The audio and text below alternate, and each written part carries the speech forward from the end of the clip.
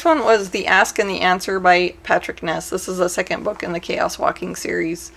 And basically it was getting to the end of the month, and I had a couple days left, and I'd finished all of the books that I planned for the month, so I just added this one. This takes place on another planet, and when people go to this planet, all the men gain the ability to hear each other's thoughts, which causes a lot of chaos, I guess you could say. And so you follow two main characters in this. There's Todd and Viola. Viola has come to this planet recently, and there's a colony coming behind her, and Todd has lived there for a long time. And in the town that Todd lives in, which he believes is kind of the only town on the planet, there are no women. Something has happened to all the women, and he is out with his dog one day and runs into Viola and discovers that while he can read every other male's mind, he cannot read her mind. And when it's kind of discovered that she's there, him and her have to run away, because the people of the village that he lives in apparently do not like women and do not like that they cannot hear them thinking. So this was pretty good. It was part sci-fi, part reminded me of kind of a western. They've got their posse going and everything like that. So overall, it was pretty good. I'm hoping to finish up the next one and be done with that series. So that was just kind of one I picked up on the end. I gave it 7.5 out of 10 stars. Next was The Titans by John Jakes. This is book 5 in the Kent Family Chronicles. This takes place during the Civil War and follows a family. We've kind of followed them from the time that their ancestor came across the ocean to live in America, and that was during the Revolutionary War. And I'm enjoying it. I like the stories. I like the characters and everything. And obviously I'm continually looking for this is that part in history, so I'm waiting for the Battle of Gettysburg, or for the different battles and stuff that you know from the Civil War. I guess kind of the biggest thing that I struggle with, that it only seems to matter when they come from the Kent side of their family. So if their father was a Kent, then they follow that portion of their family. If it was their mother, then they follow that part of the family. And it's they're very loyal to the Kent family. Well, they have a whole nother parent or something like that, and we don't seem to know any of their history or how that plays out. But still, I mean, if as in a patriarchal society, you would follow your father's lineage. So if it was your mother that was on the Kent side, then you wouldn't maybe you wouldn't follow that one so much. Or, so why is it that they are continually going back to this specific family, this specific family of origin? So, other than that, it's pretty good. Not to mention, sometimes I kind of wonder about, we don't do this because we're this type of person, because our ancestor was this type of person. Overall, I did enjoy it though. I gave it 7.5 stars out of 10. Next is The Sparrow by Mary Doria Russell, and this is a science fiction. So this radio signal's picked up, and they discover that, this signal is coming from another planet. Let's get there as fast as we can and find out about the creatures and the aliens on this planet. So it's a first contact with aliens. Now the governments are kind of fighting amongst each other who to send. So the Catholic Church says, well, we'll just send our own emissary. So they gather up a bunch of people and they send them to this planet. Only one of them comes back alive. And they even send another group, and they find him there, the survivor, and they send him home, but none of them come back either. So he's the only one that understands or knows what's going on this planet, and he's not talking. So this one was actually pretty good. There were parts of it that were a little bit slow, and then at the end it just was go, go, go, go, go. And there was kind of some question at the end, will they send another ship to explore this new planet and this new civilization? So it was great. I enjoyed it quite a bit. I gave it 8 stars out of 10. Next one I read was the Poisonwood Bible by Barbara Kingsolver. And this is about a family. It takes place in the 50s. And they go to Africa. The father's a preacher. He's going to convert the whole country, obviously. And as they go there, they find that, Africa has this ability to kind of destroy everything, and their experiences in Africa divide the family, and they are,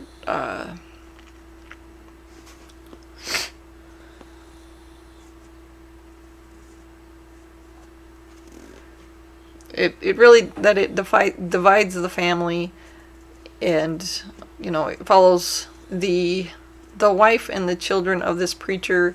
We find out the preacher's just, he's got a lot of problems that he never quite takes care of, and how his problems and how being in this country where things are happening that are dangerous and life-threatening to them are changing them and changing the way that they see the world. So it was really good. You could tell, like, when they were younger, that their characters had a lot of similar ideas, which you would expect from siblings, and then as they grew older, they obviously developed their own ideas. I gave it 8.5 out of 10 stars. Next, I read Royal Assassin by Robin Hobb. This is the second book in the Farseer trilogy. We follow Fitz, who is the bastard son of the would-be king, and then that his father is, I guess, he decides he doesn't want to be king, and they need to find something to do with Fitz. They find out that he has kind of these special abilities that is, like, only the royal line has them, or only the royal line is allowed to use these abilities. And so he is trained in how to be an assassin and work for the king. And so this was just the second book. I enjoyed it a lot. It talked a lot more about his abilities, and some things have happened that have made him struggle with the abilities. I guess, so really the only problem I had is that at the beginning he was supposed to be kind of shattered, and it turned out like, oh, well, that didn't really, they didn't kind of play that up as much as I felt like could have been done. That he could have been a little bit more broken, as it seems like that's supposed to be like a big plot point, but it's kind of not. Keep him broken a little bit, and I gave that book 9 out of 10 stars. Next one was Shogun by James Clavell, and this is a historical fiction, takes place in the 1600s in Japan. So the traders were from England. They were trying to get their own trade routes with Japan and over beyond the Portuguese, because the Portuguese had kind of dominated trade in that area. And it's about, like, the leader, Shogun is the leader of the armies, and there's samurais and all sorts of things. So it was quite in depth. The characters were great.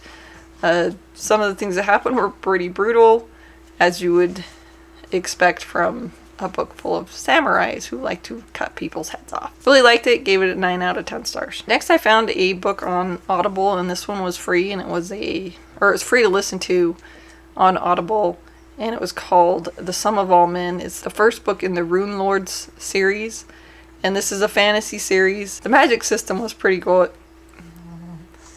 Kind of the way things work in this world were pretty interesting. So there are wizards and stuff, and they have some magic, but we didn't really learn about a whole lot about that.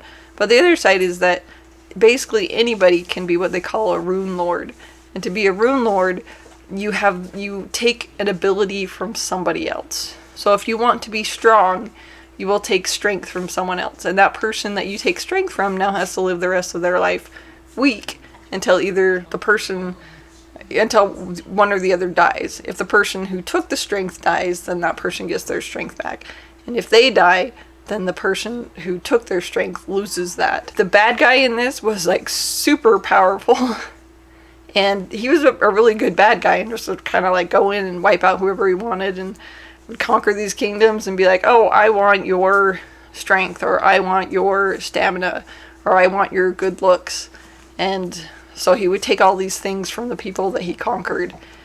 And it was, I enjoyed it. I was like, wow, haven't I ever heard of this fantasy series before?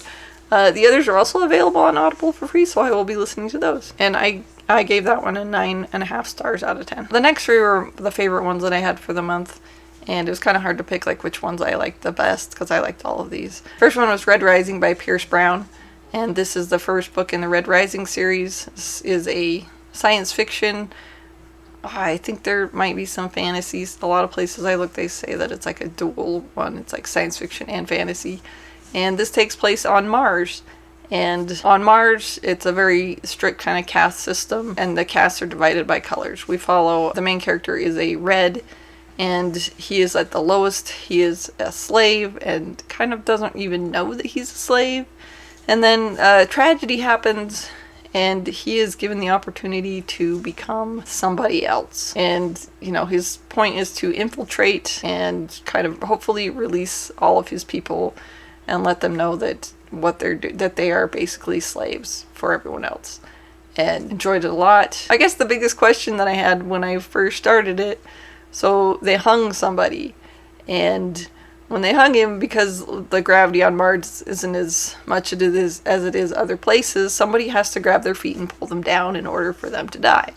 And I was like, if it takes place on Mars, why don't you just throw them outside? Because if you throw them outside, they'll die. Because Mars. So that was my biggest question, and it got answered pretty good. And that happened in the prologue, so it's not like I'm spoiling anything by saying that. My next one that I read, which again is also one of my favorites for the month, was Before They Are Hanged